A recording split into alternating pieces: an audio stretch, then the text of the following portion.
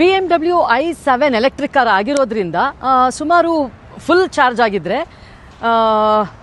300 mile ಕೊಡುತ್ತೆ. 270ರಿಂದ 300 ಮೈಲ್ವರೆಗೂ mileage ಕೊಡುತ್ತೆ. ಅಂದರೆ ನಮಗೆ ಒಂದು 450 ಕಿಲೋಮೀಟರ್ ಒಂದ್ಸಲ ಪೂರ್ತಿ ಚಾರ್ಜ್ ಮಾಡಿದ್ರೆ ನಾವು ಆಲ್ಮೋಸ್ಟ್ ಒಂದು 250 ಕಿಲೋಮೀಟರ್ ಇದುವರೆಗೂ ಬಂದಿದ್ದೀವಿ.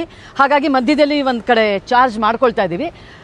ಉತ್ತರ ಅಮೆರಿಕಾ ದೇಶದಲ್ಲಿ ಈ ರೀತಿ ಎಲೆಕ್ಟ್ರಿಕ್ ಚಾರ್ಜಿಂಗ್ ಎಲ್ಲ ಕಡೆ ಲಭ್ಯ ಇರುತ್ತೆ. ಹೈವೇ ಮೇಲೆ ಆಗ್ಬೋದು ಅಥವಾ ನಗರದ ಒಳಗಡೆ ಆಗಬಹುದು, ಎಲ್ಲ ಕಡೆ ಲಭ್ಯ ಇರುತ್ತೆ.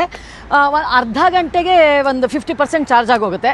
1 ಗಂಟೆ ಕೂತ್ಕೊಳ್ತೀವಿ ಅಂತ ಅಂದರೆ ಪೂರ್ತಿನೇ ಚಾರ್ಜ್ ಮಾಡಬಹುದು.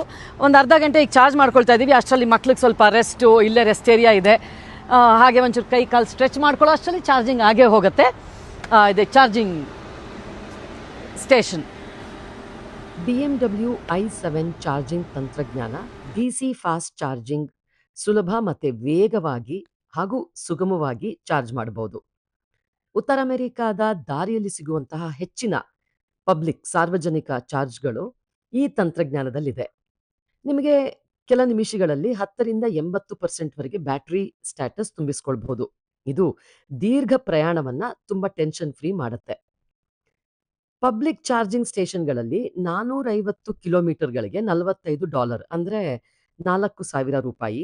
ಅದೇ ನೀವು ಮನೆಯಲ್ಲಿ ಚಾರ್ಜ್ ಮಾಡಿದ್ರೆ 450 ಕಿಲೋಮೀಟರ್ಗೆ $10 ಅಂದ್ರೆ ₹900 ಆಗತ್ತೆ.